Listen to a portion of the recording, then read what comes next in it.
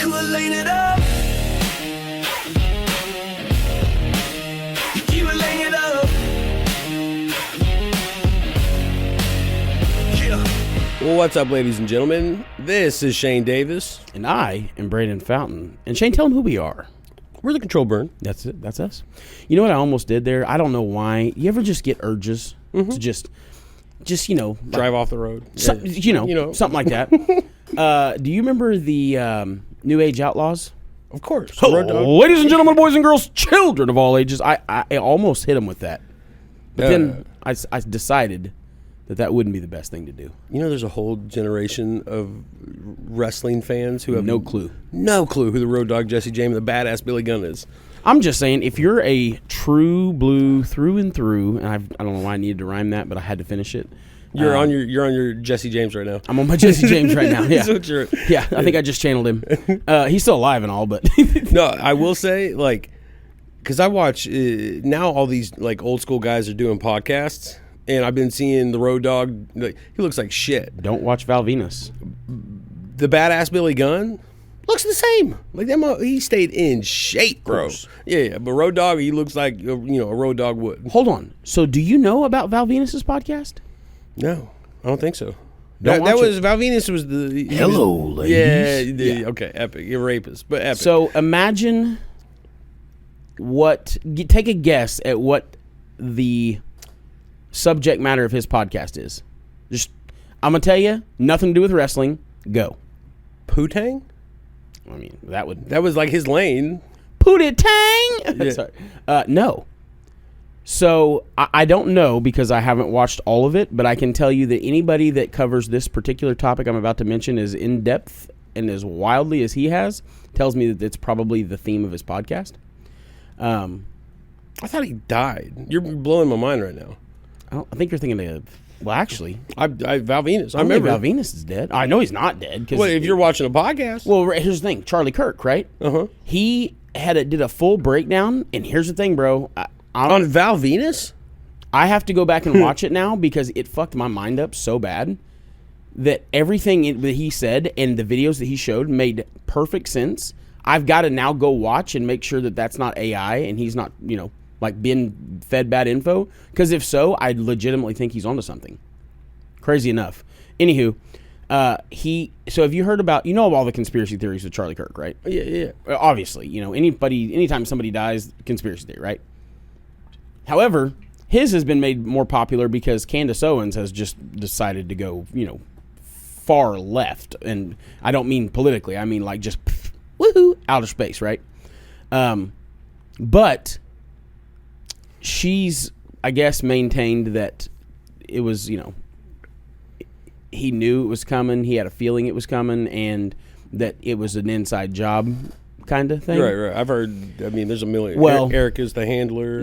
Yeah, type shit, right. Well, so I didn't hear Val talk about any of, Eric or Candace, but he absolutely believes that it wasn't the kid, Right. But then he showed a video that I was like, oh. Val Venus. It's the second time someone has mentioned this particular incident. So there's a guy in the crowd that I guess is like one of Charlie's security guards, and he's in the crowd. Dog, he showed a video angle that, if it's unedited, I 100% believe it was him. The kid? No. Oh, someone else. The security guard guy. Okay. He said that, have you ever seen a palm pistol? Mm-hmm. Yeah. Round, has like a weird trigger-like thing, but you basically just squeeze it and it shoots out between two fingers? Yeah. He's convinced that Charlie Kirk was assassinated with a palm pistol. It doesn't seem like the caliber would work. Here's the deal. Here's the deal. Right. You know me, like, I'm not, I'll entertain it, but I don't dive into it. Like, I don't just like, well, that's it, and write it off. Yeah, right. I'm going to send it to you. You ought to watch it. It's crazy. It blows. It's like so much so that like he slowed it down and showed like the guy's hand, like showed him bracing the rail, like showed like before it and how he's like sitting there, and then shows him like brace the rail, turn his body, and then like do his hand, and you can literally see the shockwave on his hand. It's kind of crazy. Like, it's pretty crazy. I want to make sure it's not edited because I'm gonna feel real stupid if it is. But if it's not, wow. Maybe on something. You watched me get boomered this morning on that bomber aircraft video. Oh yeah. Here's the dude. I watched it. I was like, oh, that's nasty. The 4 bombers pop out this thing. You were on the road, or you would have caught that for sure. Because if you sit there and look at that with a steady eye, yeah. Well, fuck, dude. What's wild is 6 months ago, there wasn't an AI video that dropped that I even I knew They're getting better. they're getting good, dude. Did you see that one I sent you? I don't know. Me and you on Sora? Yeah. No, that's funny. The Mario one? Yeah. That's so funny. stupid. Yeah. No, I haven't messed with that one in a minute. I need to. Because it is fun. I haven't either. Only reason I pulled it up was because Jake, one of our customers, is in Hawaii. Uh-huh. And he's getting ready to head back. And so one of his partners has always been, not the biggest Brandon Fountain fan. But I told him a long time ago that I was going to make said partner love me. And now said partner loves me. And we talk a lot and we hang out a little bit. Said partner? Not that said partner. But that's the reason for it, though. Right. Because that, influence, circle of influence. Anywho.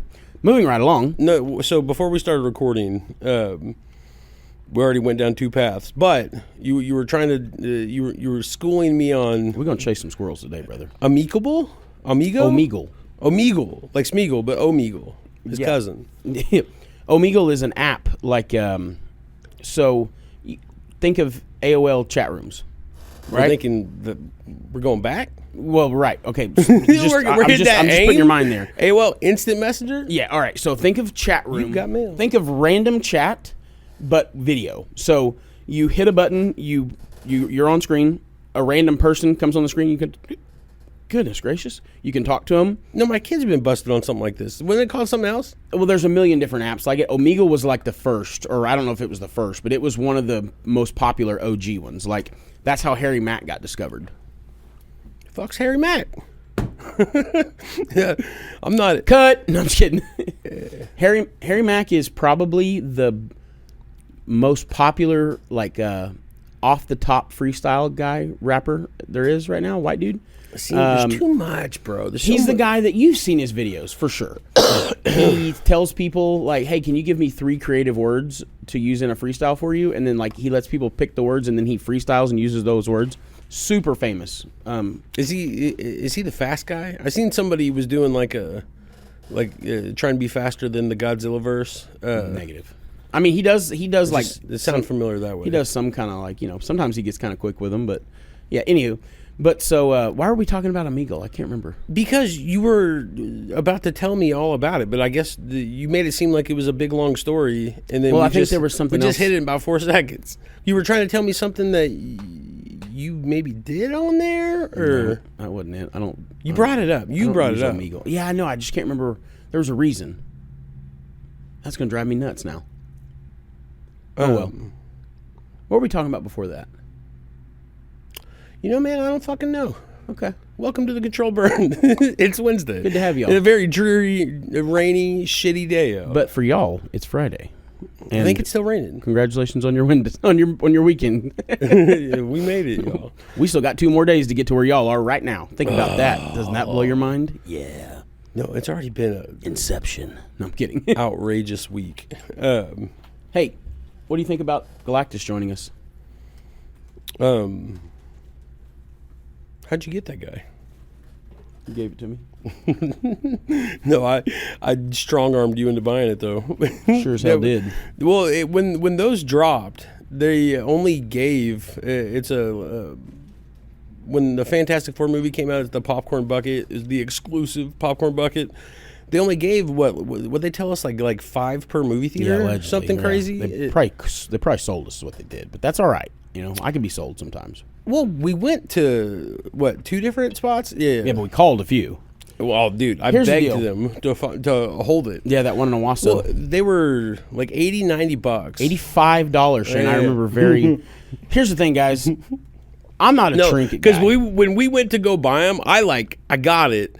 and then you were like half paying attention, half in. And Yeah, then I was. I was looking You around. were like, hold on, how much? And you were like, whoa. I was like, yeah, bro. Well, I was just gonna flip it. Hold on. And then you know, see. it just never like. Here's the thing: they're worth money, but like they're I think selling they're for sitting at like a couple hundred. no, like $1.50 to $2. That's why I think that we got put together because you know if there was only 5 per theater, surely to God these would be more wanted. But I was gonna post it, but I kind of fell in love with it. No, I mean, here's the thing. I kind of like it, man. Yeah, they're like $150. That's not as good as I figured they'd be at this point. No, but, I know. No. You sure didn't because You know- you convinced me that they were going to be $400 or $500 right about now. hey, dude, I'm glad you did. I like it. Okay. they're collectibles. Plus, and he's one of my favorite characters in Marvel Snap. So it's the coolest one I've got. I've got a bunch of them, and I mean, the Dune one is probably my favorite because that's just because you like Dune, Right. It's not, But it's not as cool as that. Well, and it's cool. It's kind of like a butthole. Like you got to put your hand down You in. said it, not me. It's better than butthole worms. Like that's I bet just regular old buttholes. Definitely better than like sunning your perineum, or perineum. Coitus. Cool. Hey, that's how we got on the topic. What? How did that lead you into? No, I don't think that was actually. Omegle. I don't think it was. As soon as you said that, as soon as I said that, I was like, that's not how we got there. hold on. I got one. Cunnilingus. Yeah, right. All these are words that we probably can't say on YouTube. I don't know for sure. Yep, that's the confirmation beep. Well, somebody's got to report it. There's a couple people like, oh fuck, Yeah, done. bet that. Oh man, what an exciting LOL, not really, week in Oklahoma cannabis. There was I sent it to our group. OMMA sent out an email. Basically, there's some scammers out there that are sending. Yeah, I saw it. I never read it. It's basically don't get got. Don't click on external links. We're not gonna send you shit like that. Obviously, yeah. But they were sending it to processors and grows, like posing as OMMA, but saying your pay license fine, is yeah. suspended or click here to take care of it. Like, and it's like a document tab. So if you see any weird OMMA emails that are telling you you're suspended, typically that's not how it works. Yeah, you ought to know better. That ain't how it works. Well, I wonder. They just don't tell you, and then they show up. No, I'm just kidding. Right. No, you find out submitting labs. So went to the just a quick update because we went to the EAC meeting, Executive Advisory Committee at EAC. It was pretty cool. It was cool. I forgot we did that. We haven't talked about that yet. No, because it was this last Friday, right? Yeah, or Thursday yeah. or whatever. Dude, it's been a long fucking week. Yeah, I forgot all about it. No, it was cool. It was different than like the open. Pretty. Here's the thing, man. I guess I'm gonna be that guy. There's just some people in our industry that are just hell bent on ruining it for the rest of us. That's all I'm saying. It's not like anything crazy was said. Right. It's just that I wish people would think sometimes a little bit more than what they do. Like, especially people in positions where they're actually being heard. well, That especially. was, And I'm I'm not going to like- say names. Well, I will tell you this in other news that you don't even know this yet. There is a new. So you know how, for yins that don't know, surely you've heard us talk about the EAC. If you haven't, look it up, Google it. It's called the Executive Advisory Committee. It is led up by Adria Berry, who is the overseer or whatnot. Another person on OMMA. Like a rep for OBN. I think they're guests. I'm not sure. I don't think they're a part of it, but maybe they're going There was to become. one there. There was but two or three there, I think, from OBN.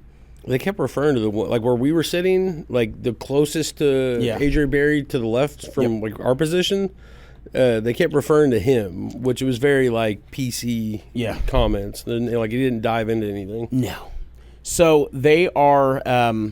It's a committee that is basically formed to help OMMA with their rule writing as it pertains to the cannabis industry. The problem is they didn't pick a very good representative they didn't represent the cannabis industry very well. Well, there's only 2, I believe, on the entire committee of how many? Well, and I'm about to tell you even more news with that. So there's one seat that's still open because the restrictions that were put on that seat. So certain people got the ability to appoint somebody for that position. Governor Stitt appointed 1 or 2 of them. Yeah. And Speaker of the House did one, something else, right? So one of them had a requirement that this person has to have blah, blah, blah, blah, blah, blah, and live in a county of less than 25,000 people. They haven't been able to find anybody that fits all that criteria, so that seat's not full yet.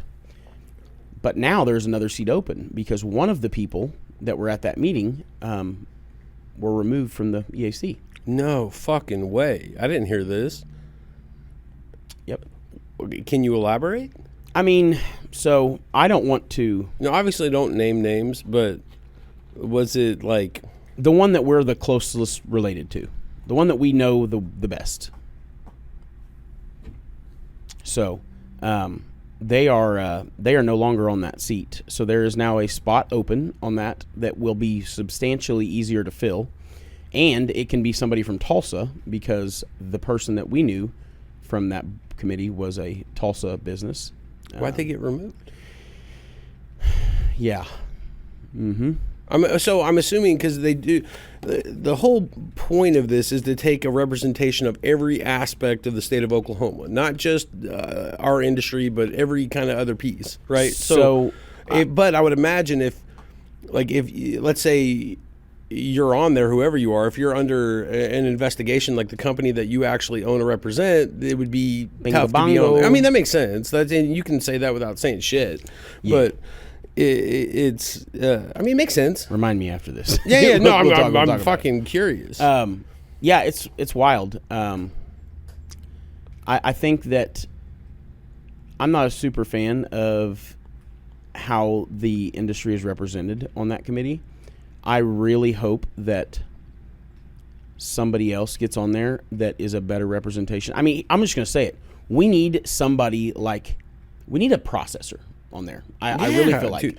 Well, there was. I told you that there was a comment made by one of them, just kind of like an offhand comment. It wasn't like an official statement, but he was basically like, they were talking about the THC limits in edibles, and he was like, maybe 100 is a small dose altogether, but. Over 10,000, nobody really needs that either. And just that insane comment, I'm like, but you don't know that.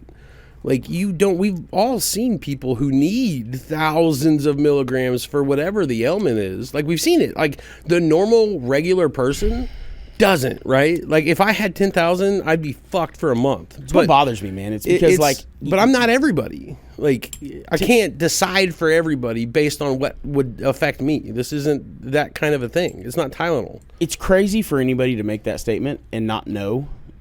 But be on a fucking board. It's even crazier to own a cannabis business, especially, a dispensary, and say that. It's wild. I don't understand it. It shows me how disconnected. It's just, right. That's been our biggest problem throughout every step of this is the disconnection across the board. We need somebody like modern cannabis. Well, I was going to literally, my head was going, I don't want to say his name. We need somebody like that on that board, right? Somebody educated. To get a Jay Wood, to get a Jake, to get a Connor, or somebody from one of these bigger processors. And I'm not name dropping them specifically. That was the only 3 that came to my head. Well, because we've heard them say things that that would rebuttal a lot of these really fast, really easy, professionally, and actually have some knowledge behind it, not just saying random shit based on how you feel. I would love to see a lab on there, but as important as I think that should be, I think a lab. If it was only one position, I don't think even a lab could represent the industry as well as like a processor would. No, I agree with that. I'd love to see a lab on there. Don't get me wrong. It'd be a good perspective to have. I wish they would open. It would make the most sense, right? Because you have the processing brain and the grower, like I'm going to say in a sense, processors, growers, and dispensaries all have like a similar mindset about things, mainly processors, growers. Right. Then you have like the dispensaries, who I would probably put more aligned with a lab, I guess, in a sense. But you really need that kind of yin to yang on there. You know what's crazy to me? The sheriff that's on there. He seemed very like that dude, willing to learn. What a great sheriff Oklahoma County has, if that's how he handles everything that pertains to sheriffing in Oklahoma City. Well, he wasn't scared to ask questions. The guy is like whether they were very friendly, dude. Very much not the normal cop complex that you get, right? Right. And I'm not talking shit about cops. I've got cops in my family. I've got cops that are friends. I've got cops that are very close friends. It's just, it comes with the territory, right? If you're an officer, there's a good chance that you are going to develop this, I would call a personality flaw, right? Where you're just going to sometimes assume the worst all the time. Right. I understand why it happens. If I were a cop, I can guarantee you I would probably be one of those assholes. Well, you're in a heightened sense of alertness. I get that way now, right? Right. But you see the absolute worst in people. You, a lot of times when you go in assuming that it's, not as bad as it is, it's 10 times worse, and you get a lot of shell shock. You know what I mean? Like, so I get it. I'm not making excuses. I think that, you shouldn't be that way, But well, dude, and that guy's incredible, man. Like he's an absolute gem of a human to talk to. He's well kept, well dressed, well represented. He's not afraid to learn. He doesn't seem closed minded at all. Like, no, he wants to understand what the problems are. He genuinely seems like he wants to understand about cannabis, and you gotta appreciate that, right? Like, it's like, and I'm not taking up for Gettner Drummond, but he's real in a sense of, and I'm gonna get cooked for this, but the guy is morally against cannabis, and I'm okay with that. I understand it. As long as you morally being okay with it doesn't trample on everybody else's right, then that's fine, okay? I'm morally against a lot of shit, right? Not a lot, actually. Like less than you would imagine. But no, I'm morally against things, right? But I also don't try to shove what I think is morally wrong down everybody else's throat and make people bend and flex to what I believe, right? Right. So I appreciate that Gettner I thought Gettner made a comment similar to Stitz until I went and read what he actually wrote. And he basically said, though he's not for cannabis personally, the people of Oklahoma have already spoken. It's already in rule. And taking that away would mean tax revenue loss, would mean jobs loss, and it would not be something that could be done without probably having to pay somebody. Like not retribution, but restitution, or not restitution, but like you'd have pay some shit you didn't want to. Damage is done. You know what I mean? Yeah. So I'm less scared because, in my opinion, I just don't see a universe where Gettner Drummond doesn't win the governor seat. Maybe that Democrat lady wins. Sure, would I love somebody like Robert Brooks, who we had on the show, to be a governor? Absolutely, right? Like, obviously, that makes the most sense. That dude's pro-cannabis. He sat right here, and I believed every word he said. I don't think he was full of crap as far as, like, lying. I don't think he was making it up. I think he legitimately is. Well, he said he's for whatever the majority vote would be. So whatever that would be. But what I'm saying is he said he's for cannabis for Oklahoma because we've already voted on it, right? Well, and the Democratic lady, she's for it in a big way. She's been like campaigning for it, but I haven't been. She's been campaigning for it since that comment was made. There we go. But bingo bongo. I never watched that I video haven't seen a single comment from her prior to that comment in support of cannabis. If I'm wrong, please let me know in the comments. I would love to see looking. I've peeked. I haven't rabbit holed it, but I've peeked. And I cannot find anything of her talking about cannabis, mentioning it, until Kevin Stitt made a statement. And to me, that's ick. Because he it's like, you're an opportunist. Yeah, 2 days ago. Well, and it got me kind of like thinking on it. Like I remember when 837, when we were pushing for it, it got accepted essentially to get the signatures like a couple days before they updated that one rule on how many voters had to come out of each like county. So, or signatures, I'm sorry. So now you can't just get a bunch of signatures. You have to have a certain amount from every single county. So you can't just go to Tulsa and Oklahoma City and get all the signatures there and get something to get on a ballot. Like now you literally have to go to all these other counties and get. So I'm like, oh, well. That makes it significantly harder. And it makes it easier for, like, if he really wanted to push getting this reversed, now it's a lot easier for him because a lot of those out-of-town counties aren't super pro-cannabis. You know, it doesn't really change it unless they go, like... It seems like a weird fight to have. It's a crazy weird fight to have. If it's just, like... If it's an accurate representation of the state, then I'm okay with it. But, like, if it's 5 people from Tulsa, 5 people from there, 5 people from here, that's bullshit. Right. I think it's somewhere in the middle. I mean, that's effectively having the same argument as the Electoral College, and it just doesn't work. Well, and then think about it was impossible enough to get enough bodies out to different places to promote 837 before that was even intact. Like now, imagine how many things are going to get put on a ballot because people don't have the money to go to each and every county and spend time there, essentially for free. All that means is it will not be able to happen on a grassroots budget like happened before. Like there will have to be large donations. Right. I mean, have to. Yeah. Typically, when these things, when people have these big topic things that, you get signatures for, those signature gatherers are paid almost every time. And those guys get somewhere between $2 and $4 a signature. You know what I mean? Like, shit, bro, I'll go get some ciggies. Like, come on. Exactly. That's why they get paid, though, right?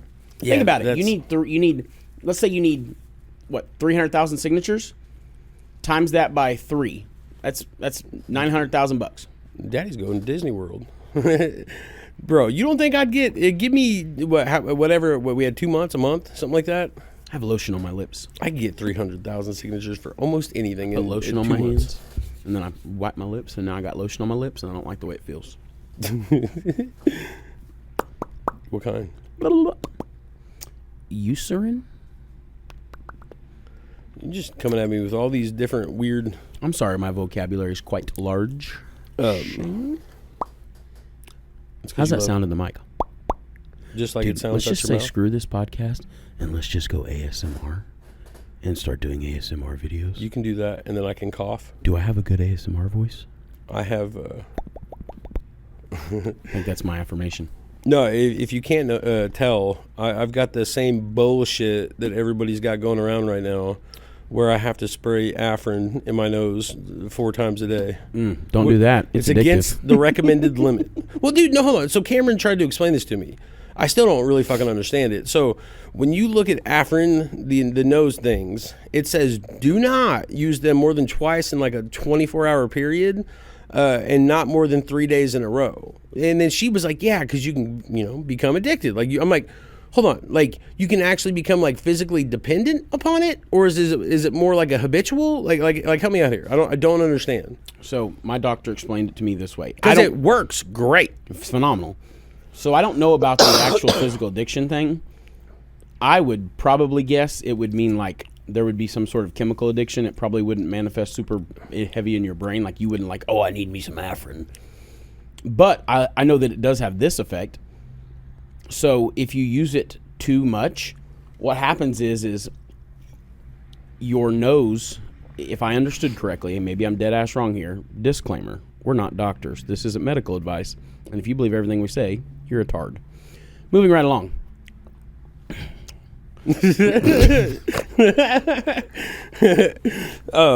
Anywho. Just keep, if you keep moving, it won't see you. You know what I mean? But no, so the way I understood it is if you use it too much, like how when you use it and then like it's like within seconds you can just breathe. It just opens it up. So apparently if you use it too much, you'll do that, and then the amount of time where it works is very short, and it will actually make the inflammation worse until you give it to it again because it like wants it. So it like makes. Hold on. Yeah, that's. You know what? You say your nose is like punking you to put more in? Here's what we're gonna do, man. Like your nose gets fat as fuck because it wants another hit? Here's what we're gonna do, man. Help me out. We're gonna talk to Magnus here. Zoe, can you hear Magnus? Hey, Magnus, can you hear me? Loud and clear, Brandon. I'm right here with you. All right, hold on there. Hold on there. How was that, Zoe? Did you hear him well? All right, good. All right, Magnus, we've got a question for you here, brother. Let's talk about Afrin and neosynephrine, the nose spray stuff. All right, let's dive in. So, allegedly, it becomes addictive if you use it too frequently. Can you explain what that addiction is, and if it's actually like where you feel like you need Afrin, or is it more in relation to like its effectiveness to work? Physical dependency or habitual? Yeah. Oh, yeah. Explain. So it's not addiction in the craving sense like a drug, but more of a rebound effect.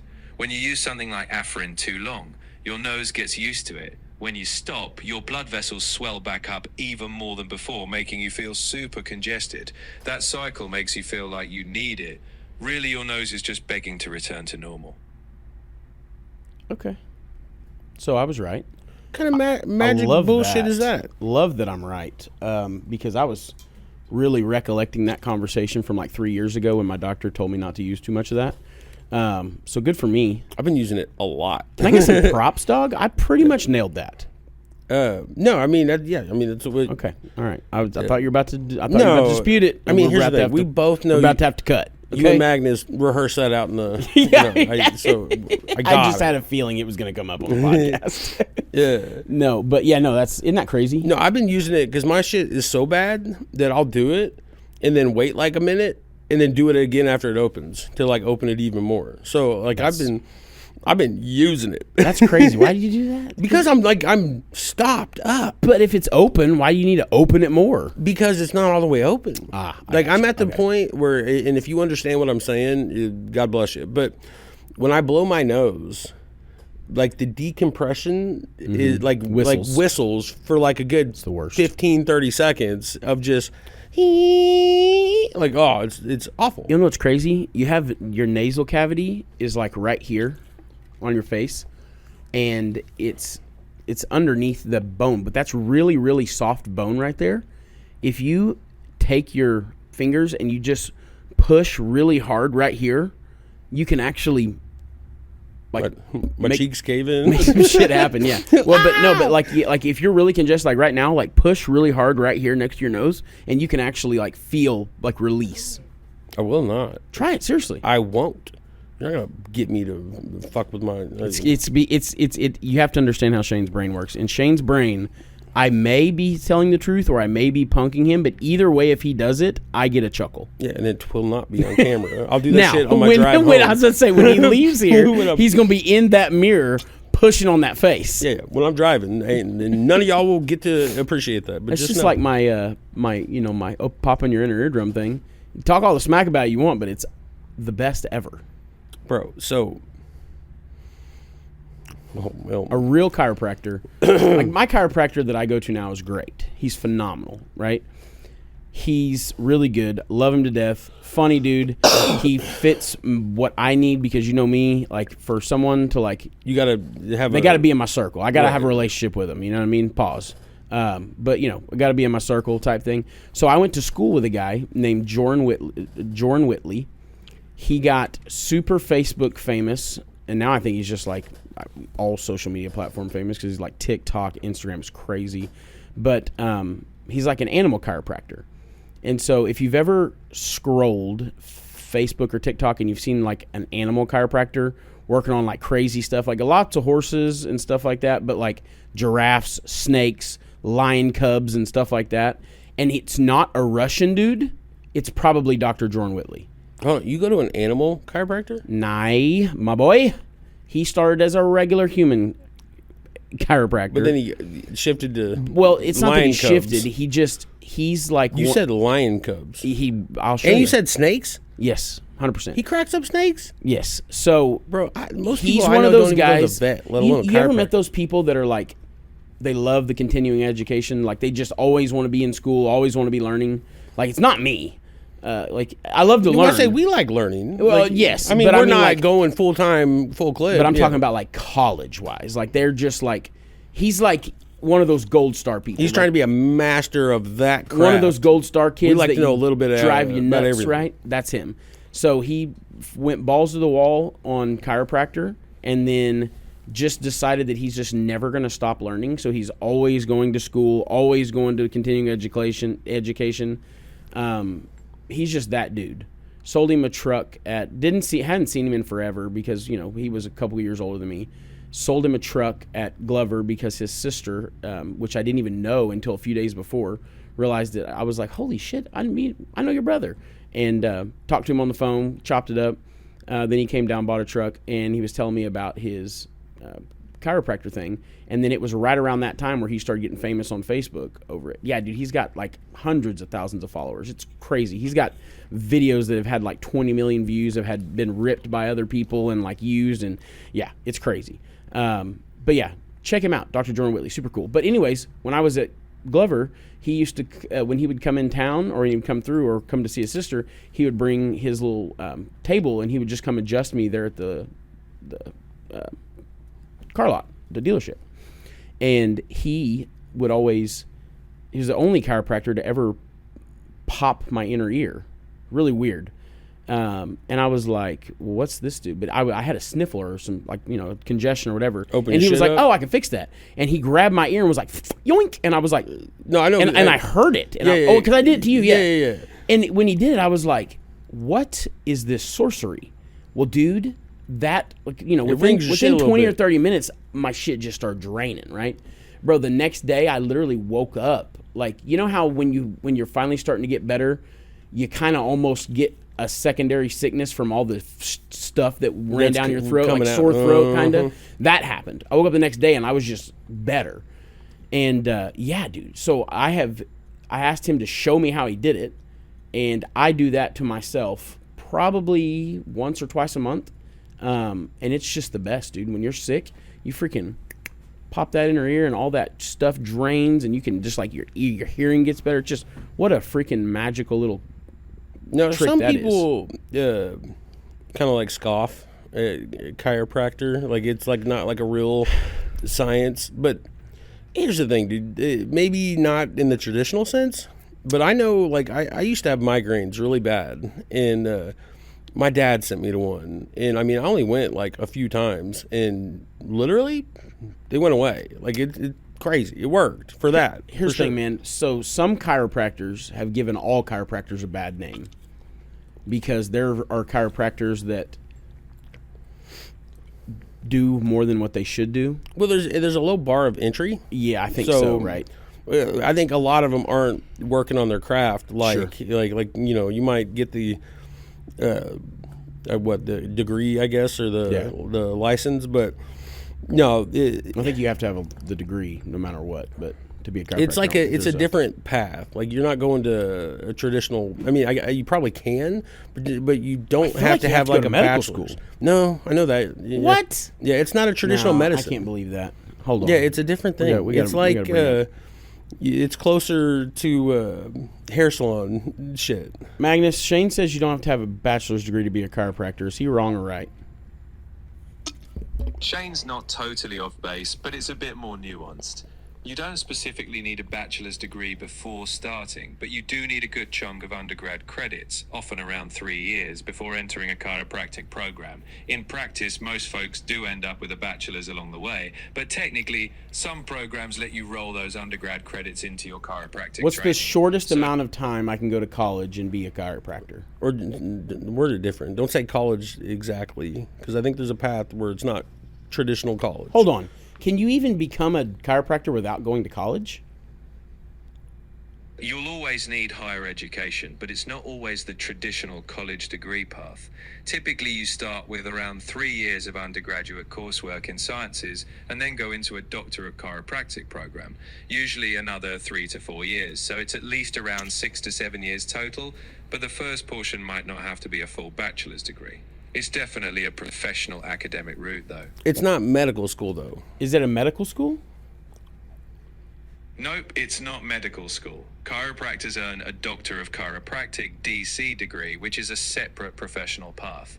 It's rigorous but focused on chiropractic techniques, anatomy, and holistic care, not the full medical doctor track. Good man. Thanks, Magnus.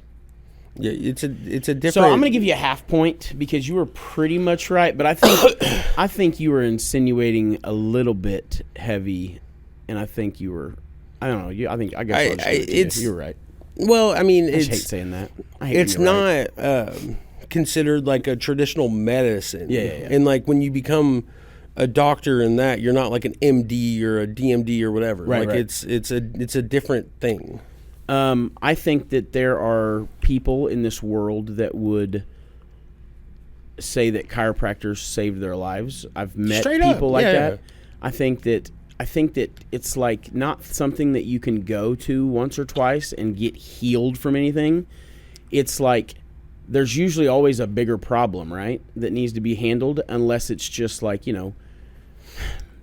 So I think that if you were to like get in a wreck and have some problems because of it, there's probably certain injuries that a chiropractor could deal with 100%. You would never need anything else, but it would take lots of visits. But the way my chiropractors, both of them that I have seen, have explained it to me is you should always see the chiropractor, but it can be spaced out really far, or pretty far apart. Right. Unless there is something that's actually bothering you, and then you need to go often to be, to be good because aligned. Yeah. You know what I mean? Because they do a lot, dude. He was great, man. He's great. Jordan Whitley, Dr. Whitley is phenomenal. He's really good. No, the best part, at least from my experience going to the chiropractor, is after you get all crunched up, they would put me in like a room with like waterfall music and like a babbling waterfall, and you just chill there for like half an hour and just recover. Your mind doesn't do that. You know what my favorite part about the chiropractor is? That over the leg thing where they... No, the traction table, dog. Oh, brother. It's a bed. It's like a table that you lay on, right? And it's like a frame, but like where your back is hollow, and so it's just got like a leather. It's leathered on top, so when you sit on it, you like sag into it. But it's got these two rollers, and it just and it moves down your back. But like they're so hard, they lift you up off the table. But they're like, it's like this, right? So like your spine sits in between it, and it just like cracks your back 70 times before you even go in. Dog, that is nice. like the most relief ever. Like it's almost painful at first because you're like tense, kind of. But when you can just like, ooh, and like relax and let it do it, oh, brother. It's like, there's been times I've gone and like he's busy, so I'll hit the traction table. And I'm like, all right, I'm out. I'm good. Yeah, I'm gonna leave. Yeah, I have 2 or 3 times. I'm like, all right, well, I'll see you. And mine in Sapulpa has got a massage chair. Have you been in there? Mm-mm. I thought you went in with me one day. Dog, he's got these massage chairs, and I want to get one. I looked him up for like the cheapest one that does like everything this one does. It's like $700 on Amazon. No, I've gone down the rabbit hole. But dude, like you get inside of this chair, and it like has these things that like push like down shiatsu. Your shoulders. Yes, and you put your arms in this thing and your legs in these. You're like covered. And like it blows up air to like make it like squeeze you, and it massages you, and it's got rollers on the bottom of your feet that spin. Oh, brother. Dude, pro I could tip, just live there. at 10 Gym. And it goes 0 gravity. Yeah. So they like, recline. yeah, reclines and lifts you. Oh, brother. I spent a lot of time looking because they can get up to like 4,500. Oh, bro! Back in the day, remember Woodland Hills had a sharper image. Mm-hmm. Dude, we saw chairs there $6-7 grand. Crazy. 6-7. No, at 10 Gym, in the front, they have like massage chairs, but Yeah. they're like a hydro massage. I've seen them. Bro, I've seen the beds. I haven't seen the chairs. pro tip. So you lay in this thing, and it's like high pressure water. Yeah. That sprays you from basically the back of your head to your heels. And I'm sitting there in this chair one day, and I'm just relaxing, dude. And there's like a pillow, like where your head goes. And I was like, you know what, dude?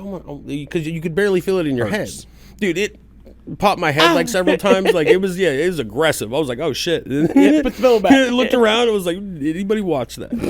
Nobody seen it. Yeah, no, I've seen the beds where you go in and lay down, and it does that. It's like a rubber. It's like a rubber you're laying on, and it sprays the rubber. Yeah. I've seen those, but I haven't seen a chair. It's same thing. You like laying it, yeah. It's aggressive. Dude. The tanning beds are crazy too because they're not beds. You stand in there and you hold on, like it's wild, bro. I did it once, and then I was like, "This is too much." Like I didn't like tan. it. I used to like more than I'd like to admit, but yeah, the standing one. It was a thing, you know. It was really popular for a while. Like it was like the thing to do. You know what I mean? Like a lot of women went and tanned. Like now we realize that shit gives you cancer. It's just shot not do that. Yeah, I don't think it's as big as it was. I don't, dude.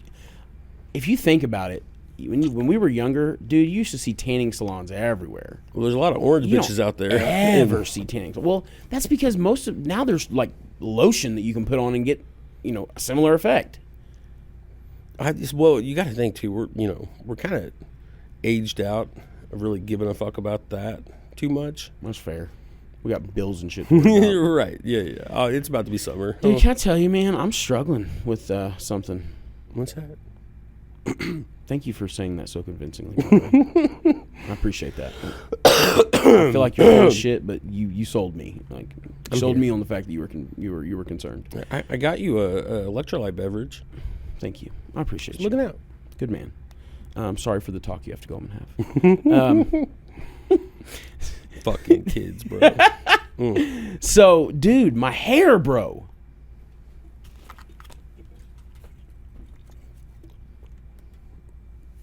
This is the thumbnail. It looks nice. Dog, it's getting thin, bro. And listen, here's the thing. I mean, it's been coming. I've been a fat shit my whole life, bro.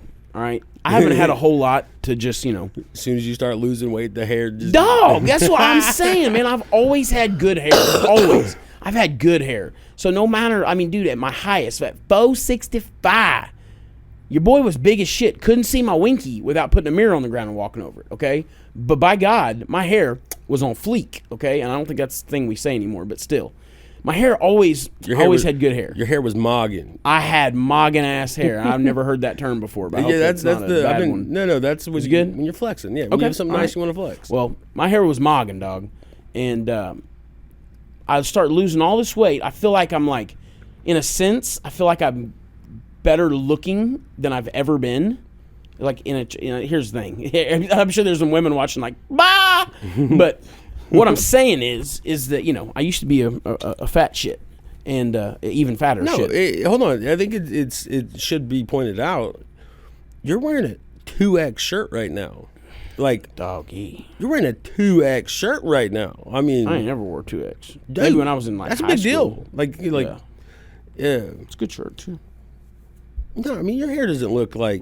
Here's the thing, bro. I've been seeing people that.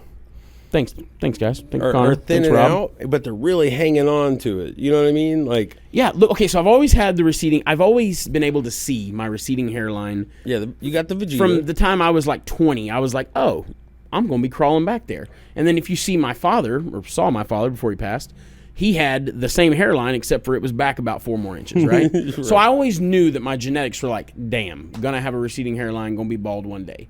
But dog, I'm 35. Like, I'm not that old. No. Jesus Christ. No. It's two things. A, the receding hairline it'd been receding, okay? It's climbing back there. But also, it's getting thin everywhere. Like, dude, I bet I could do it right now on camera. If I grab my hair and pull. Well, don't do that. Dog, I barely pulled. It's coming out. Yeah, but if you don't do that, then you know. I have to brush my hair, and it comes out when I brush my hair. You can do it. I always clown the women in my household, and I say, y'all are like freaking dogs, man. Y'all shed because, just hair everywhere. Globs. Samantha's got this habit to where, like, when she's like washing her hair, if hair comes out, she takes it and like I guess like she doesn't want to go down the drain, which I appreciate that because slaps it on the side of the bath. Yes, but then she twirls it in like a little twirl so it like stays put. But then she forgets out and leaves it. So sometimes I'll get in, there's like a swirl of hair, and I'm like, don't ever complain to me peeing in the shower ever again. See, I don't ever want to hear it. That's one of those battles. I'm like, you know what? I don't have that fight. I'll throw it away. Right. Right. No, but in your head, you're probably like, no, there's that, and then we'll have like wet wipes or like dude wipes or, bro, it drives me fucking crazy to leave them open. Dog. I mean, bro, like, and it's one of those ones where over time, I just got myself mad. Just straight up. No, there's an open pack of dude wipes in my bathroom right now, but. It's one of those like, just close them. Why'd you close these? You know what I mean? Like, they're open them, close them. If you leave them open, they get, that first one's always dry. No one wants to wipe with a dry wet wipe because that defeats the purpose. You could just use toilet paper. It gets thrown away, and then you move on to the next one because it's wet. Right. I'm just saying. When I run for Oklahoma governor, we gonna close the fucking wet wipe bags. Or jail. Jail. Prison. First offense. It's gonna be a prison sentence. The father, not servant. No, yeah. I don't know what you'd be. Clip it. No, bro. So, I got all these kids, right? Yeah, 10 of them. Bro, I'm just saying, the last almost 24 hours of my life have been very, very interesting. Here's the thing, I wasn't going to bring it up. Well, I mean, it is what it is. It's crazy, right? So, and I'm going to, I guess, vaguely hit on this because I know some of mine will listen to this occasionally, which drives me nuts. But you got to get your ass whooped. I'm just playing. No, bro. A PSA to all the young adults out there. You ain't shit. When you try to be dishonest with Apple products, they will snitch on you. Just diving right in, huh? Every time. They'll... No, it's kids. If you steal or if you're where you're not supposed to be, and you have an Apple device, we know, bro. I've got a kid that is on the third Apple device where I've gotten hit up. Like, hey, will you keep your eyes open for said straight Apple heisted, device? Huh? And Are you trying to say you raised a thief? You can do the location thing, and then, papa, it just happens to be where it shouldn't. When there's only one child there that would even make sense to be at that location. So it's like... Questione. So did said person that told you to keep an eye out for said Apple device not know that you could go to Find My and see? I mean, here's the thing. The conversation led to the location is here. Gotcha. And it's and the first time this happened... Because I didn't even consider, that one of my kids, hijacked something, right? So sure. When it was AirPods, and I do my Find Me thing, and just in circumstance, there was a Mexican restaurant right next to one of the schools in Owasso, and I had just eaten there. So I was like, oh, dude, I left it at my fucking table, and either, it's sitting behind the counter, or somebody jacked my AirPods, right? And so I go to this Mexican restaurant. I go there. And I'm asking around, and they're like, I don't know what you're talking about. And I'm getting these motherfuckers took my AirPods. They're straight in the back right now. And so I show my ass. I leave. And then we happen to run the Find Me around the same time the buses are running. And we see this thing traveling. Pulling into our neighborhood, and it's like, I've been hoodwinked. I've been got. And so did she ever say anything when you? Did he or she ever say anything when you? What did they say when you busted them up? Well, there's not shit, dude. You're it's so crazy. With older kids, and I remember being the same way when I was getting in trouble or caught. they just hit you with the stare of like, damn. That blank, like, oh, like just it's all going in, but none of it's staying. Like, look. Right. Which, like I said, I've been there, man. I'm trying to, I have relate. given and received that look. Right. But now we're on to the third circumstance, and it's like, dude, like in this situation specifically, like everybody involved knew, kind of had the like, Sure. But there was several like, hey, if you happen to see these, a lot of opportunities to be like, this is getting close. I better. Well, even it could have been put back where it was supposed to be. And probably nothing ever said about it. Right, and everybody would just kind of move along. But it'd be tough for me, and I'm sure you're going to. And you don't have to say, because I'm sure someone would try to paint us as bad parents if we did this. But it would be real hard for me not to clown and just be like, "You're so stupid." Like, how stupid could you possibly be if you know that I can? Did you know that I can see you? It's a fine line. It's on your nose. Of like, name it being of it being like a learning lesson, and also not scarring them for life, right? Like, there's this, like, you got to go respectfully hard, but you can't go too hard, because then it kind of negates it. Especially if said child is so close to adulthood, right? Well, they're right, dude. And it's one of those things where it's like, bro, like, shit's fitting to get hard. And in this situation, there's a, me, us, and the other parents, we're not like close. So there's not a ton of communication all the time until shit like this happens. And then... Can you communicate more than you care to? Bro, talk to half the fucking day about the back and forth and what's, it's like, hey, man, like, you clearly think you've got a tough ride right now. And it's like... I'm about to show you. You got to. Right? Life's about to show you. Well, fair. Like, you know what I mean? Like, because I, for better or worse, and people might talk shit, but my kids can always rely on me. Like, if they're in trouble, they can call me. I'll fucking be there. But when they hit adulthood, like, my job was to fucking get you there. Like, get you to graduate. Dad's always going to be here for you in a sense. Well, and I mean, but sometimes in adulthood, you got to figure it out on your own. I'm not going to put you out on the street, but you're not going to love being at home either. Like, it's not... I'm not like trying to have, especially with as many kids that I'm responsible for. I'm like, dude, nah, man, y'all gonna have to get out. And what's crazy, Dad wants to walk around the house naked at some point, bro. It's some point before I'm 50. Come on, and no, you're gonna be 50, brother. And shit. Yeah. That little one's pretty little, bub. You're gonna be 50, I think. Well, what's fucking wild is like, hold on, how old are you gonna be when Avril's, adulthood age? I'm 37. She's 4, about to be 5. So yeah, do the math. My head's 4. fried. Let's see. So 5 from 18 is 13. 51. Yeah, there you go. You're gonna be 50, brother. No, we'll get her out in a couple years. You're gonna emancipate her. We'll get her. Hey, you ever We'll thought get about her. emancipation?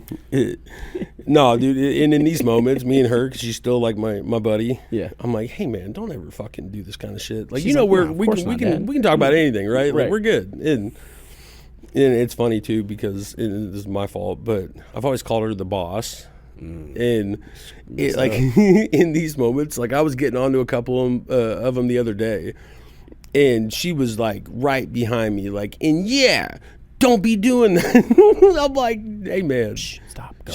Get it? She's like, yeah, but I'm the boss. I'm like, you are, but You're creating a monster, I got this, bro. dude. You're screwing up. It's a problem, man. It's she's the last one. I know. You know what I mean? She's the get baby. So she's got to be tough. But no, it's because, like, we've got like another one of our older ones. Like, she ain't gonna be around. Like, she's she's getting out. gone, dude. She's like, But she's doing, and I'm not sitting here, trying to, show how great one is and how not great No, the they're other just one is. different. Just different. But the other one that you're talking about, she's doing everything the correct way, for the most part, obviously. well, without having to be forced into it, right? Like, it's just naturally like the responsibility. when I was her age, I was the same way. Same. Like, Well, I was kinda. going to be in a car. I was going to work. I was going to have my own money. Like, I wanted to get gone. Like, I did not want to be under anybody's rule. And Same, bro. Same.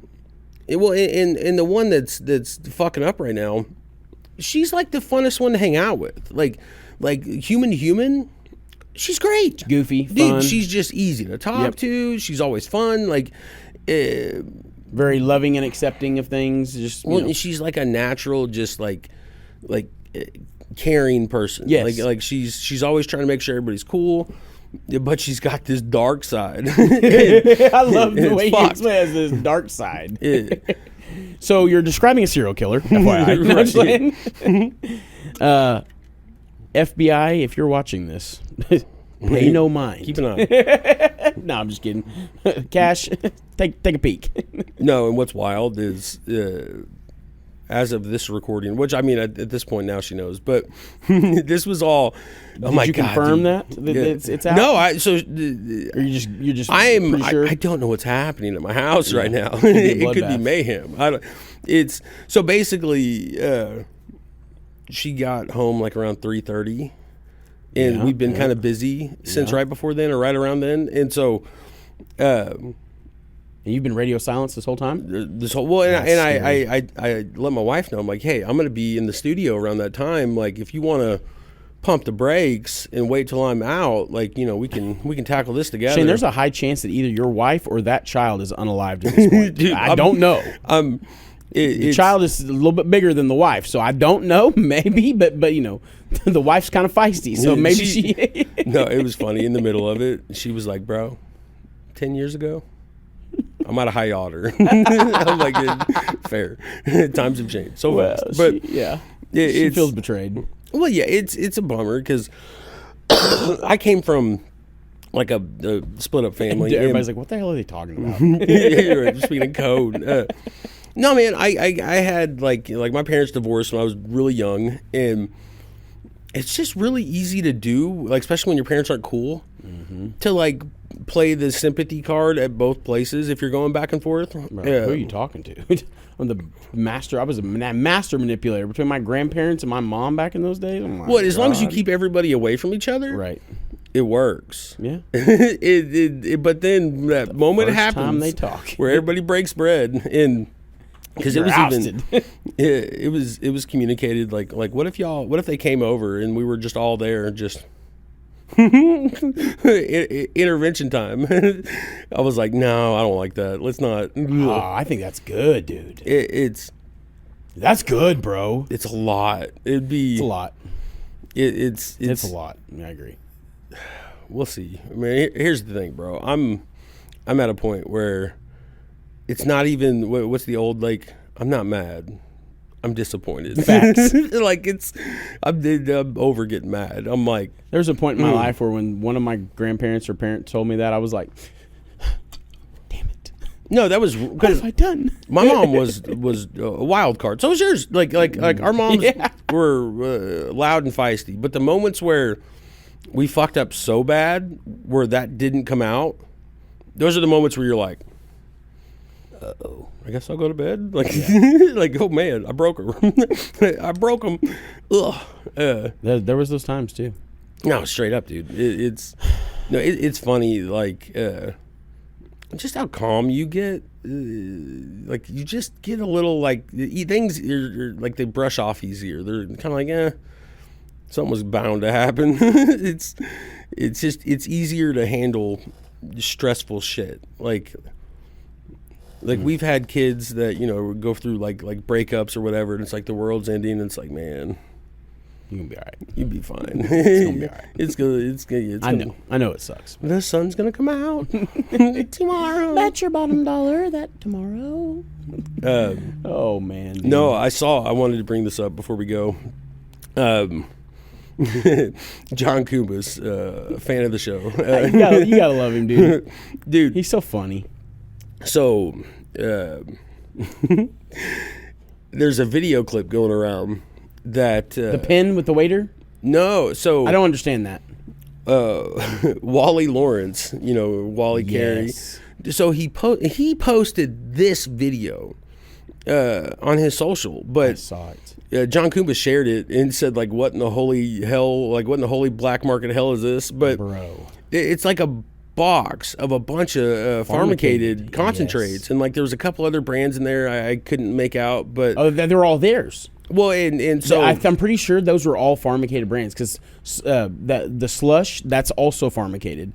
Now, there was another one I wasn't sure of, but if I'm betting, it's probably all the same brand. Well, and so... But not a tag in sight. Which, Are they still? They're still shut down, right? Well, yeah. That's what. But so their stuff's not recalled. Well, and I did see on the comments under John's post, there was a couple people who like most recently did work for Pharmacated that commented on there that packaging's like a couple years old. It's like 2+ year old packaging. So. He's like, we moved away from, whatever the drams were 2 years ago or more. So it's like, John's like, what are you doing? Like you essentially like posted a, hey, come check me out sign, which I guess, because I don't know, do they have an active license like Chronic Docs or... I know they have like a patient thing where they. I don't know. I don't want to be libeled. So I don't know. I don't think so. But maybe it's a weird because maybe they. I think they broker stuff though. Maybe I think maybe they help like push stuff. Like, do they broker things? I would imagine, right? A lot of people like do that. Seems right? like if you're because they are still like in the world, like in our like realm. I thought they were big. I thought they were. Were they just traveling to Hawaii to open business, or were they moving there? Seems like I thought they were moving there. They got invited to the Hawaii Canna Expo. Well, they had they showed a business license where they opened a business there. Did they? I knew they've got some like fashion show thing going on. Maybe it was just a patient license. Maybe I'm stupid. I think I think they did get a patient card for Hawaii. I feel like I saw that post, but no, they have the Canna Cuties. They have like a... Is that still a thing? Yeah, I believe so. Like they're doing some like fashion show or model show in Hawaii, or got invited to it. One of the two. But they've been popping off in Hawaii. Have you seen or heard of Parker Mechanical? Yes, dude. I just found this guy. Right, he's great. Because Hawaii, like they just got invited essentially to move to Hawaii, and they've got a property that I guess they're going to be building on to actually move. Parker? Parker Mechanical. I didn't know it was Hawaii. Dude. Yeah, here's my thing. I've seen them driving around here. I watched their videos for a long time. They're always the one thing that I don't. Now maybe here's the thing. I'm persuaded a little bit by Matthew because he's, sometimes he be in my ear sometimes, but he was in my ear about them, and he was just like, man, they just always complain about how bad it is and so and I guess that they've had trouble with one of I think it was like a city that they were living in at the time. Yeah. Tulsa. Broken Arrow, I think, maybe, or maybe it was Tulsa. They had a truck come out and basically tell them they couldn't have their work truck out there. Yeah, but I guess there was a lot of rants around that. No, I watched a bunch. I didn't see like all I said, that. I found him last week, but so I've been watching. It put Matthew off so much, where he was just like, man, like I would be like, oh man, they're really nice. They do a lot of good stuff, and he's like, and I was like, he was like, yeah, they're moving, and I was like, oh really? And I was like, he was like out of state, and I was like, oh wow, and he was like, yeah, good on him. So good riddance, like type stuff, and I was like, "Damn, why?" Well, like, the dude. I guess he just got fed up with all the griping, but apparently they went on some rants and just complained about how bad it is here, and it's just like they're younger, and so I kind of get that fiery. Like our age, aren't they? I'd say at least 5 years younger, but he's a pretty guy. Well, and they do a really good service for people in need. Like I did. So I mean, that's huge. That's what I love about. That's why I watch it. Right. Like I need this feel good stuff in my life. Right. They do great things for great people. I guess my criticism would be they engage too much in the negative. Yes. And they spend a lot of time like kind of talking about things that where they got burnt or where they feel they got burnt. But like I stumbled in a situation, and this is kind of how I found them. But somebody who's a friend on my Facebook was somebody they were helping. And I don't know this person at all. It was just somebody, since we've been doing the podcast. And he stole something. Well, no. So I saw that too. Yeah, that's a different thing. Yeah, he sold the engine and then gave his cherry picker away. Yeah, but I personally would have handled that way worse than them. The fact that he was so cool about it, that's kind of why when Matthew seemed like he was like off put by him, that's why I was like, man, you're crazy, bro, because they're so nice. Like, much he was so that like, he got level-headed. robbed, and I wouldn't have been that level-headed. I'd have been like, hey, man, if I see you, I'm going to hit you in your shit. No, he's more mad at the city than people actually robbing him. Like, I will give it. Well, and because he's like, the amount of good that I do for this town and for y'all to come and try to basically fuck my business over for like a technicality. He's like, I could get it if I was working on vehicles at my house. Yeah, like he maintains like, he's like, it's just parked there. He's like, I don't do any work there. Oh, that's what the city's griping about? Yeah, that the actual physical presence of his shop truck being at his house. Well, that pissed me off too. Yeah, so I do get it, but with this other deal, it was like, because I fell into it because I don't know the girl that she's cannabis related. She's in a bunch of our groups. She remind me. I want to know who it is after. Yeah, I'll share it to you. Okay. It's well, and they're both wrong from my perspective. But so this goes back to like October. But she has a car. It's like some like Nissan something, and she can't get it running. So he shows up. Apparently, people like referred them to each other, and she's broke, and he gives her a loaner car because like what he's got to do with that engine's like a rebuild. And I guess like before this even starts, like he's done a lot of work. She basically like, I can't pay you, and he's like, I'll take care of you. Cool. Yeah. So they get this loaner car, and apparently the car didn't have insurance on it because they bought it from a car lot. So it had a 30-day tag, and then when that lapsed, it wasn't tagged. And you forgot to put insurance. Well, and she was saying there was no insurance on it, which I'm like. Here's the thing. That's the easiest. Like, you could go put insurance on any fucking car you want. You could, like, go pick a car in Walmart if you have the VIN number and put insurance on a random car that you don't know. Like, you could do that yourself. That's whatever. The tag thing, like, it's like, yeah, man, that's rough. But the problem was the meltdown happened in February. So from October to February, this has been a thing. And she started, like, the meltdown with... The person who's getting helped? Right. Okay. She jumps out and says... She's telling you already it ain't looking very good. No, well, and that's what she's getting ripped apart.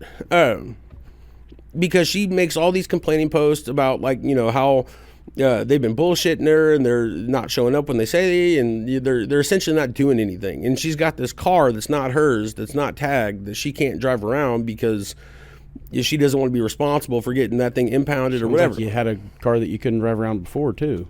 Well, and that's right. So he has since come out and basically, because she started going really hard on him, like negative reviews, had people coming at him. So she put it out on blast. Bro. And then he comes out and defends himself. And he's like, this is crazy. I've been trying to help this person. Explains like the tag thing. He just, has been busy, whatever. And I'm like sitting there thinking to myself, because I'm reading... Because now she's posting DMs of people like saying, go fucking die, like, you're a whore, like people going crazy that are defending him. Right. But she's got, people going crazy defending her. And it's like, to me, this is like such a communication breakdown. Like, well, he can't help people that are his fans reaching out to her and saying go die. I mean, the problem though is he makes a couple videos where he's kind of like, fuck her. And so he's kind of getting people on that same fuck her boat, which I get it, man. Like, I get it both ways. Because, like, let's say, per her, which who knows what's true, but per her, she's like, hey, are you going to be able to get this thing tagged? And he's like, cool, yes, I'll be there on Tuesday. And then he doesn't show up, doesn't call, gets a hold of her that night and says, oh, so sorry, got busy, I'll be there tomorrow. Doesn't show up, doesn't call. Later on that night, says, hey, I'll be there the next day. So it went on for 3 days before she went. It's just frustrating. Yeah. Well, I'd be frustrated at that too. Even if it was helping me, it's like, I get it, and I'm appreciative. I probably wouldn't have acted out like that. You're not going to publicly post it. In another sense, it's like, come on, man. I really appreciate what you're doing, but if you could just not get my hopes up and or waste my time, that'd be great. Like, well, and that's where my kind of defense to it is I'm not defending wouldn't say a her word. going crazy and posting all this stuff. I mean, you're essentially getting free work done, Right. and you're driving a car that's not yours. But at the same time, because like kind of his thing was like, I'm doing all this free work, I'm only trying to help this person. I'm like, well, dog, we're 5 months in. Yeah, right. And I'm like, just because you're doing a great thing, which you are, and it's awesome, does that mean that you don't have to respect people's time multiple times in a row? And it's like, because to me, I'm like, this seems like a very easy, like, actually, dude, my plate's really full. I can't get out there until Friday. Yeah. Or even, hey, I'm going to get out there. I'm going to wait until the opportunity presents itself that I can do it. Bear with me. I can't tell you what day yet. I will get out there. Something like that, right? Something that, because we've learned this years ago. I've had that. I've been that guy. I've said. You want to be helpful. Yes. You want to. So you'll overpromise and then ultimately underdeliver. That's me. And then it bites you in the ass. No matter what, if you're doing a good thing or not, if you're trying to help somebody save money, whatever. When you overpromise and underdeliver, people are sitting on the complete other side, not being a part of your situation, just being, stewing, thinking you're like personally like fuck them. Yeah. And so I'm like, dude, this seems like a meltdown that communication would have made this a non-issue. Like it could have taken a year if you're communicating. Like I would imagine, like if somebody's doing a free rebuild for me, like, dude, take as much time as you need. Just don't promise me whatever and then have me guessing. But no, it's a weird. I'll share you who it is. But yeah, it's I don't know her, but she's like out of the Oklahoma City area. But allegedly, he's moving to Hawaii. I watched a video where like he got this property and got this invite out there, and the city of Hawaii is like, you can have your truck wherever, essentially. So I'm like, yeah, dude, if you can do what you do in Hawaii all day, I would imagine it would be a nightmare to get your tools there. But man, you got a fun one? No, I'm just. I was just maybe when you were talking, I was just like, man, I wonder how many people wonder what his reviews are on like Google. He's got a 4.8, but as soon as you hit lowest and you go to the lowest stars, I'm pretty sure I see who we're talking about. I don't know. I haven't looked at the reviews yet, but there's a couple of 1 stars. There's a couple of 1 stars that you can tell are not customers, that they're just defending somebody. Right. That sucks too. So I'm seeing it, but dude, listen to this. 800. Excuse me. At Red Bull, every time, man, I make myself look like a fool on camera. 584 reviews, 4.8 star rating. That's good. Pretty good. That's pretty good. I mean, and just briefly looking, it looks like that particular incident or something very similar that may have happened more than once is what it even has him at a 4.8, because otherwise I think this dude would have a 4.95. Well, no, those 1 stars, fuck you. Well, yeah. I mean, you got to have a lot of... You got to have a lot of 5 stars to negate the 1 star. Yeah, bro. It's well, just because the average, right? I mean, it's a thing, dude. I'm pretty happy because at OKCTL, we are chill. Now, keep in mind, bro, this is something to be proud of, really, if you think about this. Not to just, derail our conversation here, but we're a laboratory, okay? I would say we give people bad news all the time. I was about to say, definitely, I think we handle the bad news better than a lot of labs. We're very good about, typically, if you test with us and you're about to receive bad news, we're really good about calling and softening the blow, if you will, or bringing a solution. But also be when the bad news comes, it comes with the upside of here's what your options are, or we can help you figure out what's going on. Blah blah blah. Well, we've been doing this for years. I kind of pride us in. Now I know that there are people that are probably listening to this, or hopefully not, but people that are listening to this be like, bullshit. No one told me a damn thing. I want to remind you that this has not always been what we've done. We've learned through trial and error that this is the best way to handle things. But yeah, man, we have a 4.8 out of 272 reviews. Hell yeah. I don't know if that makes us the best rated lab in Oklahoma. I bet we're up there. But I bet you we're up there. That makes me want to. Now I'm just curious. Now I just want to. I'm just want to do a little quick search here. I'll do a little quick search another lab name. Yep. Well, tell you this. We got a better review rating than that laboratory. And that makes me feel good. You ain't shit if you don't say it. I ain't shit.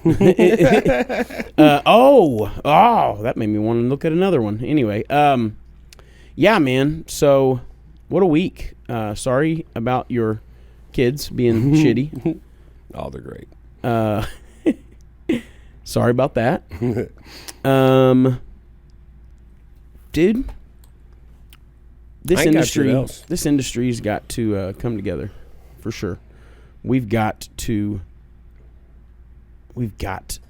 pool together. There's going to be things that are going to hopefully be coming more public pretty soon about industry associations and things like that. And we definitely need to do better as an industry. And I think that the two industry associations that have the spotlight in the Oklahoma cannabis industry are,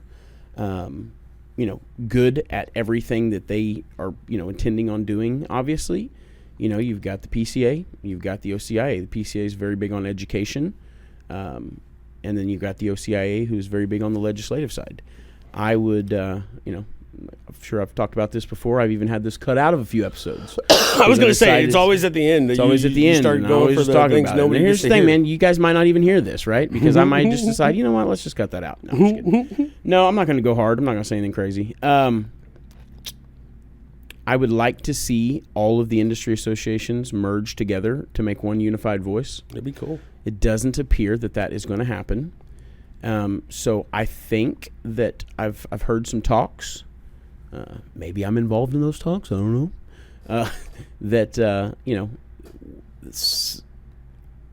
Something has to happen. We know that, right? On a serious note, something's got to happen. We've got to find a way to unify the voice of Oklahoma cannabis. Guys, it started so small. I mean, it started off so big because there was so little restriction.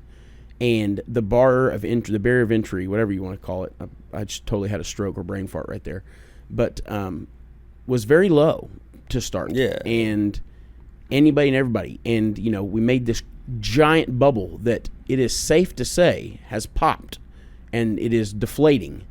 And I think we're getting closer to what the new norm is going to look like, but I think there's several more licenses that are going to go. Whether that be because they're going to, because it's becoming more legitimate, or because OMMA is forcing that number to be smaller, or, Well, it's getting more expensive. But regardless, the number is going to be smaller.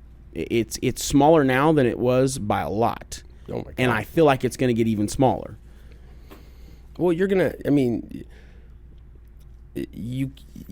can't be living week to week anymore because they've added so many, they've increased license prices. We hate that the regulations have gotten to where they're at now, but I just want to remind people in this cannabis industry, we still have it better than a lot of places as far as regulation goes. So they're definitely going to regulate it tighter. And, we just know that that's just going to be a thing. We beat the milligram limit, which was awesome. Hopefully that, we've got to do something. Luckily there are companies out there that are paying for lobbyists and organizations that are paying lobbyists that are fighting for your rights at the Capitol to not be trampled upon. Thank God for those businesses. And I hope you guys realize that there is this situation in Oklahoma could and would have been a lot worse if it weren't for specific people and specific companies paying very nice money to make sure that there are lobbyists that are in the correct ears of lawmakers. It sucks that that's how it has to happen, but that is just politics, folks. That's the game. That's just how the game. That's how it's worked, right? That's how it works. in a perfect world, I would love to see that unified voice, right? Where that group is like, and I hate to keep saying it and bringing it up, but the Cattlemen Association. I hope that we get to a point where we're like the Cattlemen Association and we've got buku lobbyists that are being paid all the time to make sure that no bills sneak in to screw our lives up. And when we decide that we need something as an industry, those lobbyists can push those bills to get passed. Because we don't have a good public relation with cannabis. Well, there's too many groups. Right. I mean, it is what it is. You can't make public anything eye is the cannabis industry doesn't have a overall positive view in the eyes of citizens of Oklahoma, because even though there's a lot of people that consume or are patients, there is a whole lot of people that ain't. And, we need a group that is going to have the financial, ability to hire a PR firm, put a face with the industry, that can speak and can rebuttal things like what Kevin Stitz now said twice, probably more. So well, you see the opposition, I guess you could call it. They're absolutely putting PR money into. Absolutely. I mean, we've all seen on our Facebook this sickness, that sickness, this place closed down. Yep. One thing that was brought up in the EAC meeting to OBN directly was, man, you guys only put out bad publicity. You only put out like it'd be cool if you guys threw in a couple wins here and there, like industry wins, not like you guys are all black market and we're shutting it down. That doesn't fit their narrative. No, it'd be cool, but yeah, it's cute. Yeah, so it's got to happen, guys, and if it doesn't, then we're going to be, if we don't have, once again, I've said it before, I'll say it again, if it's just up to the stoners that are going to be at the Capitol smoking weed and trying to fight, brother, we're cooked. I want you to know that we're cooked. That is not well received. They don't like it. Do you have do you want to be able to flex the right that you have to do that? Sure, I get I get it. I don't agree with it, but I get it. But that's just not the way to get it done. Not in Oklahoma anyway. So if an opportunity, especially because it will, we're going to be talking about it here. But I would like to see. I think that there's going to be a way that even you viewers who are patients can be a part of it. I think there's going to be I would like to see a membership, if you will, for patients, where it's like $1 to $5 a month or something, and it would get you some, like on an email chain to give you like updates, be informed about the bills and stuff, guys. If that does come to fruition, and I'm hoping it does, that $1 to $5 is money well spent. And I know it doesn't seem like, well, my $1 or $5, but if everybody had that mindset, there wouldn't be any. If everybody had the mindset of, yeah, I could blow $1 to $5 a month to help the industry. If we're going to talk about it here, I promise you it's going to be money well spent. I am never going to get behind something that is going to be wasted dollars or just go to pad somebody's pockets. That's kind of why I'm so interested in the conversations that are being had now, because it is going to be something where their businesses are going to be paying a lot of money to make it happen. The businesses that are going to be involved are going to be paying a lot of money to make it happen. And it's going to be transparent, because the businesses that are going to be paying a lot of money to make it happen don't really have the extra money to be throwing at stuff that's worthless. Right. So it will have to be transparent and used for the right thing. But the beauty is that the businesses, and only the businesses, are going to have the power to determine where that money goes. That's why it's huge. Before, it hasn't always been like that. So when you guys hear me start name dropping an industry or some organization very soon, heed that, because it's going to be what I think will probably be our last shot at unifying as an industry. So, well, get ready for it, because I think if we give people a direction to go, yeah, I think they will. Yeah.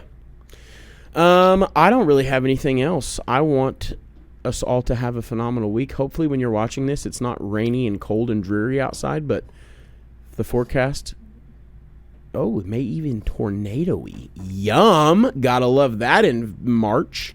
Welcome to spring. Yeah, baby. All right, well, Shane Afromandizi. I don't really know where that came from. I almost said aphrodisiac. That's all I got, big dog. I am Shane Davis. And I am Brandon Fountain, and we are the Control Burn. And we out. We'll see you next week. Goodbye.